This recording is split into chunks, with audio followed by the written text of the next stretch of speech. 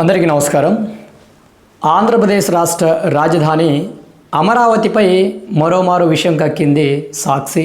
అలానే వైఎస్ఆర్సీపీ కరపత్రమైనటువంటి సాక్షి పత్రిక ఏమని ప్రస్తావించింది, ఎందుకు మరోమారు అమరావతి అనేటువంటి రాజధాని ప్రస్తావన మరోమారు ఎందుకు రాష్ట్ర వ్యాప్తంగా చర్చనీయాంశంగా మారిందో మనం మాట్లాడుకునేటువంటి ప్రయత్నం చేద్దాం.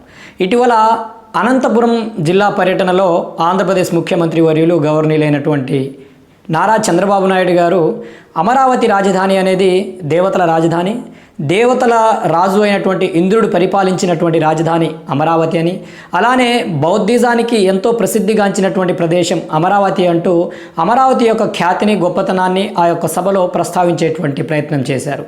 అయితే ఎలాగైనా చంద్రబాబు నాయుడు గారు మాట్లాడినటువంటి మాటలకు కౌంటర్నివ్వాలి, లేకపోతే విమర్శించాలి, వ్యతిరేకించాలనేటువంటి ఒక ఉద్దేశంతో ఏదైతే సాక్షి మీడియా వేదికగా కొమ్మినేని శ్రీనివాస్ గారు ఏర్పాటు చేసినటువంటి ఒక చర్చా గోష్ఠి లేకపోతే ఒక డిబేట్లో ఇష్టానుసారంగా అమరావతి రాజధాని యొక్క ఖ్యాతిని, రాష్ట్ర పరువు ప్రతిష్టతలకు భంగం కలిగే విధంగా, లేకపోతే ఒక గొప్ప చారిత్రాత్మక ప్రదేశమైనటువంటి అమరావతి యొక్క ఖ్యాతిని దిగజార్చే విధంగా అమరావతి అనేది వేశ్యల రాజధాని అంటూ ఆ యొక్క టీవీ డిబేట్లో చేసినటువంటి వ్యాఖ్యలు ఏవైతే ఉన్నాయో రాష్ట్ర వ్యాప్తంగా చర్చనీయాంశంగా మారింది.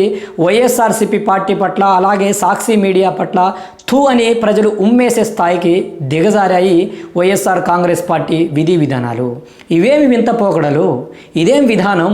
ఈరోజు రాష్ట్రం ఏర్పడి ఇన్ని సంవత్సరాలు అవుతున్నా నేటికి కనీసం ఒక రాజధానిని ఏర్పాటు చేసుకోలేనటువంటి పరిస్థితుల్లో ఆనాడు 2014 ఎన్నికల తర్వాత అసెంబ్లీ సాక్షిగా అమరావతి రాజధానికి తాము ఎటువంటి వ్యతిరేకతను లేదు, అమరావతి రాజధాని ఉండాలి, అమరావతి రాజధానికి మా యొక్క సంపూర్ణ మద్దతు ఉంటుందని తెలియజేసినటువంటి వైఎస్ జగన్మోహన్ రెడ్డి గారు 2019 ఎన్నికల విజయానంతరం అమరావతి రాజధాని లేదు, ఇది భ్రమరావతి, ఇక్కడ వరదలు వస్తే మునిగిపోతుంది, కొట్టుకుపోతుంది, కాబట్టి రాష్ట్రంలో నేను 3 రాజధానులు 30 రాజధానులు ఏర్పాటు చేస్తానని ఏదో ఒక పనికి మాలినటువంటి అసంబద్ధమైనటువంటి మాటలతో రాష్ట్ర ప్రజలను వంచి మోసం చేసి అమరావతిని పూర్తిగా విధ్వంసం చేసి ఒక అడవి ప్రాంతం వలె అమరావతి రైతులు ఇచ్చినటువంటి పొలాలను మార్చేసి రాష్ట్రాన్ని 5 సంవత్సరాలు భ్రష్టు పట్టించాడు జగన్మోహన్ రెడ్డి గారు.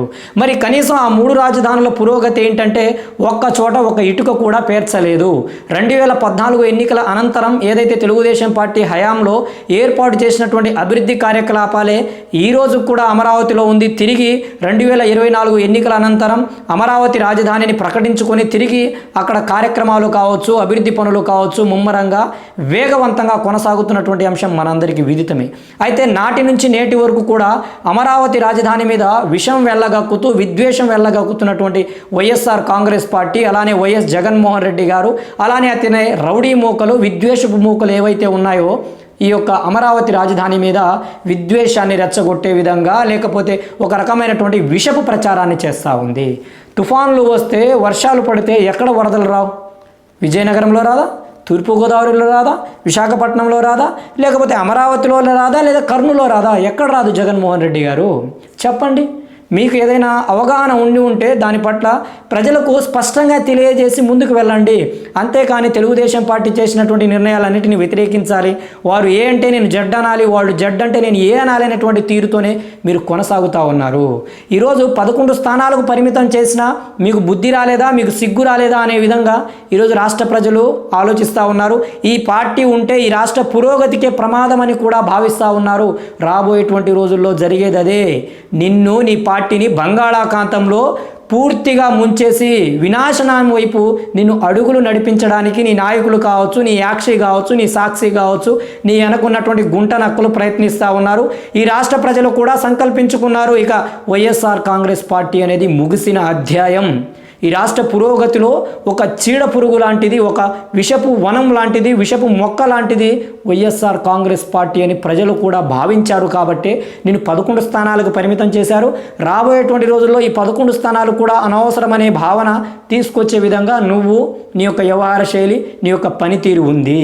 2014 అనంతరం రాష్ట్రానికి రాజధాని లేకుండా పూర్తిగా విధ్వంసం వైపు ఈ రాష్ట్రాన్ని నడిపించే విధంగా మీరు చేసినటువంటి కుట్రలే కదా.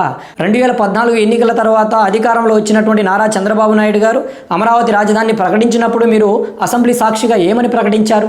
అమరావతి రాజధానికి మా పూర్తి సంపూర్ణ మద్దతు ఉంటుంది, అవసరమైతే అన్ని విధాలుగా కూడా మేము అమరావతి రాజధాని అభివృద్ధిలో తోడ్పాటును అందిస్తామని ఆ రోజు మీరు హితవును పలికి అధికారంలోకి వచ్చిన తర్వాత ఏమని చెప్పారు? సరే, అది అయిపోయింది. 2019 ఎన్నికల తర్వాత 2024 ఎన్నికలు వచ్చాయి. 2024 ఎన్నికల్లో కూటమి ప్రభుత్వం అధికారంలోకి వచ్చింది. గౌరవ ఆంధ్రప్రదేశ్ ముఖ్యమంత్రి నారా చంద్రబాబు నాయుడు గారు అమరావతి యొక్క ఖ్యాతిని ప్రపంచానికి చాటి చెప్పే విధంగా అమరావతిని అభివృద్ధి చేయాలి, అమరావతి యొక్క ఖ్యాతిని ప్రపంచానికి చాటి చెప్పినప్పుడే ఇక్కడ సంపదను సృష్టించగలం, ఇక్కడ కంపెనీలు కావచ్చు, లేకపోతే వ్యాపార సంస్థలు కావచ్చు, టెక్ దిగ్గజ సంస్థలు అన్నిటిని తీసుకురావచ్చు అనే విధంగా ఈ యొక్క అమరావతి రాజధాని యొక్క ఖ్యాతిని యావత్ దేశవ్యాప్తంగా, యావత్ ప్రపంచవ్యాప్తంగా ఈ యొక్క ఖ్యాతిని పెంచే విధంగా ప్రయత్నాలు చేస్తూ ఉంటే మీరు వేశ్యల రాజధాని అని ఈ యొక్క అమరావతి రాజధాని మీద ముద్ర వేస్తారా? ఇది కేవలం అమరావతి ప్రాంతానికో లేకపోతే అమరావతి ప్రజలను మీరు హేళన చేసినట్లు కాదు. ఈ ఆంధ్ర రాష్ట్రంలో ఉన్నటువంటి 5.5 కోట్ల ప్రజలను మీరు హేళన చేసినట్లు, ఈ 5.5 కోట్ల ప్రజల యొక్క ఆత్మ గౌరవ ప్రతీక అయినటువంటి అమరావతి మీద మీరు తప్పుడు ఆరోపణలను, తప్పుడు ప్రచారాన్ని చేస్తూ ఉన్నారు జగన్మోహన్ రెడ్డి గారు. ఇప్పటికైనా మీ బుద్ధిని మార్చుకోండి, మీ ఆలోచన తీరును మార్చుకోండి. ప్రజలందరూ మిమ్మల్ని అసహించుకుంటున్నారు. ఇలాంటి వ్యక్తినా మేము గడిచిన 5 సంవత్సరాల్లో ముఖ్యమంత్రిగా చూసాము, ఇలాంటి గాంజా వ్యక్తులకు లేకపోతే రౌడీ షీటర్లకు మద్దతు తెలిపే వ్యక్తినా మేము మద్దతును తెలిపామనే విధంగా ప్రజలు తమలో భావించుకుంటా ఉన్నారు. ఈ విధంగా వికృత చేష్టలతో అనవసరమైనటువంటి విషపు బురదలను జల్లి విష ప్రచారాన్ని చేసి మీకున్నటువంటి కనీస 0.001% ఉన్నటువంటి క్రెడిబిలిటీని, గౌరవాన్ని కూడా కాపాడుకోకుండా దిగజారిపోకండి. ఇప్పటికైనా నీ కరపత్రం సాక్షిని, అలానే అధికార ఛానల్ అయినటువంటి సాక్షి మీడియాని కంట్రోల్ చేసుకో.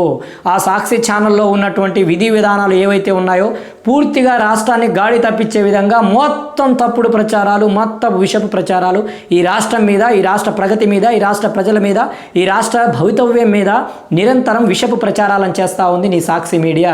నీ మద్దతు లేకుండా, నీ వంత లేకుండా, నీ సతీమణి వైఎస్ భారతి గారి సహకారాలు లేకుండా, మీ ఆశీర్వాదం లేకుండా వారు చేయలేరు కదా. మీ దిశానిర్దేశంలోనే కదా సాక్షి మీడియా ముందుకు వెళ్తూ ఉంది, మీరు చూపిన మార్గంలోనే కదా సాక్షి మీడియా ముందుకు కొనసాగుతూ ఉంది. దయచేసి ఈ విధానాన్ని మార్చుకోండి జగన్మోహన్ రెడ్డి గారు. ఇది సరైనటువంటి విధానం కాదు. ప్రజలు మిమ్మల్ని అసహించుకుంటున్నారు. ప్రజలు నిన్ను, నీ పార్టీని అతి త్వరలోనే బంగాళాఖాతంలో కలిపివేయాలని సంకల్పించుకున్నారు. కాబట్టి నేను 11 స్థానాలకు పరిమితం చేశారు. ఈ విధంగా రాష్ట్ర ఖ్యాతిని దిగజార్చే విధంగా రాజధాని మీద ఇలాంటి తప్పుడు కూతలు, తప్పుడు రాతలు సరైనటువంటి విధానం కాదు. ఇది సబబు కాదు, సభ్య సమాజం స్వీకరించేటువంటి విధానం కాదు. వేశ్యలంటారా? వారి జీవనోపాధి ఏమి చేయాలో తోచక, ఏం చేయాలో దిక్కుతోచని పరిస్థితుల్లో చివరికి తమ శరీరాన్ని తమ వ్యాపారంగా ఉపయోగించుకొని తమ కుటుంబాన్ని పోషించుకునేటువంటి ఒక గొప్ప మహిళానితులు వారిని గొప్ప లేకపోతే కీర్తి అని పక్కన పెడితే అది వారి యొక్క వృత్తి. దాన్ని నువ్వు నేను విమర్శించడానికి మనకు అర్హత లేదు. నా వృత్తి నాకు గొప్ప, నీ వృత్తి నీకు గొప్ప, మరొకరి వృత్తి మరొకరి గొప్ప. అంతేగాని ఒకరిని కించపరిచే విధంగా, ఒకరిని అపహసించుకునే విధంగా, లేకపోతే ఒకరి మీద తప్పుడు ప్రచారం చేసే విధంగా చేయడం సబబు కాదు. కొమ్మినేని శ్రీనివాస్ గారు, మీరు తక్షణమే ఈ రాష్ట్ర ప్రజలకు, అలానే అమరావతి ప్రాంత ప్రజలకు క్షమాపణ చెప్పాలి. లేకపోతే రాబోయేటువంటి రోజుల్లో మీరు, మీ మీడియా సాక్షి ఏదైతే ఉందో తీవ్రమైనటువంటి పరిణామాలను ఎదుర్కోవాల్సినటువంటి సందర్భం ఏర్పడుతూ ఉంది. ఇప్పటికైనా జగన్మోహన్ రెడ్డి, వైఎస్ఆర్సీపీ రౌడీ మూకలు తమ ఆలోచన తీరును మార్చుకొని రాష్ట్ర అభివృద్ధిలో మీరు కూడా భాగం అవ్వండి. ప్రజలు మిమ్మల్ని గౌరవిస్తారు, ప్రజలు కూడా మిమ్మల్ని స్వీకరిస్తారు. అంతేగాని ఇదే విధంగా తెలుగుదేశం పార్టీ చేసేటువంటి నిర్ణయాలన్నింటినీ మేము వ్యతిరేకిస్తాము, లేకపోతే వారు చేసేటువంటి కార్యక్రమాలన్నింటినీ పూర్తిగా వ్యతిరేకిస్తాము అనేటువంటి ధోరణిలో మీరు ముందుకు వెళ్తే రాబోయేటువంటి రోజుల్లో ప్రజలు కూడా మిమ్మల్ని తీవ్రంగా వ్యతిరేకించి 11 నుంచి 0 స్థానాలకు మిమ్మల్ని దిగజార్చి బంగాళాఖాతంలో కలిపి నిన్ను, నీ పార్టీని భూస్థాపితం చేస్తారనడంలో ఎటువంటి సందేహం లేదు. ఇలాంటి యొక్క వక్రీకరణలతో కూడినటువంటి లేకపోతే అనాలోచితమైనటువంటి వ్యాఖ్యలు ఏవైతే ఉన్నాయో ఇది సబబు కాదు, సరైనటువంటి విధానం కాదు. ఏ మాటనైనా మాట్లాడే ముందు ఆచితూచి మాట్లాడాల్సినటువంటి అవసరం ఉంది. అలానే ఒక డిజిటల్ మీడియా, ఒక యూట్యూబ్ ఛానల్ కాదది, లేకపోతే ఒక చిన్న ఛానల్ కాదది.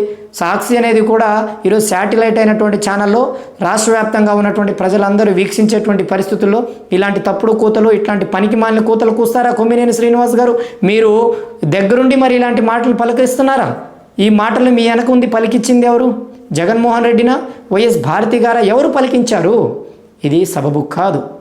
ఆంధ్రప్రదేశ్ రాష్ట్ర రాజధాని, ఆంధ్రుల రాజధాని, ప్రజా రాజధాని అమరావతి మీద ఇలాంటి తప్పుడు కూతలు కూసేటువంటి ఎవడైనా సరే వారి మీద చట్టపరమైనటువంటి చర్యలను చేపట్టాలి. వారి మీద కేసులను బనాయించి వారిని చట్టపరంగా శిక్షించాల్సినటువంటి బాధ్యత కూడా ఈరోజు రాష్ట్ర ప్రభుత్వం మీద ఉంది.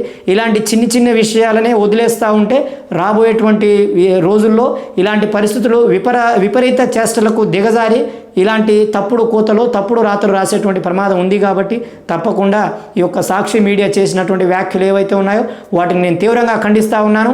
ఆంధ్రుల రాజధాని అమరావతి మీద ఇలాంటి తప్పుడు కూతలు కూస్తే రాబోయేటువంటి రోజుల్లో తీవ్రమైనటువంటి పరిణామాలను కూడా ఎదుర్కోవాల్సి ఉంటుందని కూడా నేను ఈ సందర్భంగా తెలియజేస్తూ ఉన్నాను. అలానే ఈరోజు 2019 ఎన్నికల తర్వాత మీరు ఏ విధంగా అయితే వంచారో రాబోయేటువంటి ఎన్నికల్లో తిరిగి వైఎస్ఆర్ కాంగ్రెస్ పార్టీ అధికారంలో వస్తే అమరావతిని భూస్థాపితం చేస్తారు, అలానే అమరావతిని నాశనం చేయరని ఎలా నమ్మాలి జగన్మోహన్ రెడ్డి గారు? ఈరోజు మీరు నిరంతరం అమరావతి మీద విషాన్ని వెళ్ళగక్కుతూనే ఉన్నారు నాటి నుంచి నేటి వరకు. మీ మాటలను ఎవరు విశ్వసిస్తున్నారు? ఈరోజు ఈ విధంగా వేషల రాజధానిని మరొక విధంగా అమరావతి మునిగిపోతుంది, అమరావతి నది పక్కన ఉంది, మరి వైజాగ్ సముద్రం పక్కన ఉంది కదా. ఏం మాట్లాడుతున్నావు? కనీసం నీ ఆలోచన తీరు, నీ విధి విధానాలు కనీసం నీ యొక్క స్ప్రోలో ఉండి మాట్లాడుతున్నావా లేకపోతే మత్తులో ఉండి మాట్లాడుతున్నావో ఇక అది నీకే వదిలేస్తా ఉన్నాను జగన్మోహన్ రెడ్డి గారు. ఇలాంటి పరిణామాలు, ఇలాంటి వ్యాఖ్యలు సరైనటువంటి విధానం కాదు. ఇలాంటి వ్యాఖ్యలను రాష్ట్ర ప్రజలు కూడా తీవ్రంగా వ్యతిరేకిస్తున్నారు. జగన్మోహన్ రెడ్డి తీరు మార్చుకో, యాక్షి నీ విధానాలను మార్చుకుని రాష్ట్ర ప్రజల ప్రయోజనాల కోసం కృషి చేయి. ప్రజలు హర్షిస్తారు, ప్రజలు గౌరవిస్తారు. అంతేకాని తప్పుడు కూతలతో, తప్పుడు రాతలతో ప్రజలను మభ్యపెట్టి మైమరిచి తప్పుడు దారిలో నడిపించాలనుకుంటే తీవ్రమైనటువంటి పరిణామాలను కూడా ఎదుర్కోవాల్సి ఉంటుందని కూడా ఈ సందర్భంగా నేను తెలియజేస్తా ఉన్నాను. జై భీమ్, జై భారత్, జై హింద్.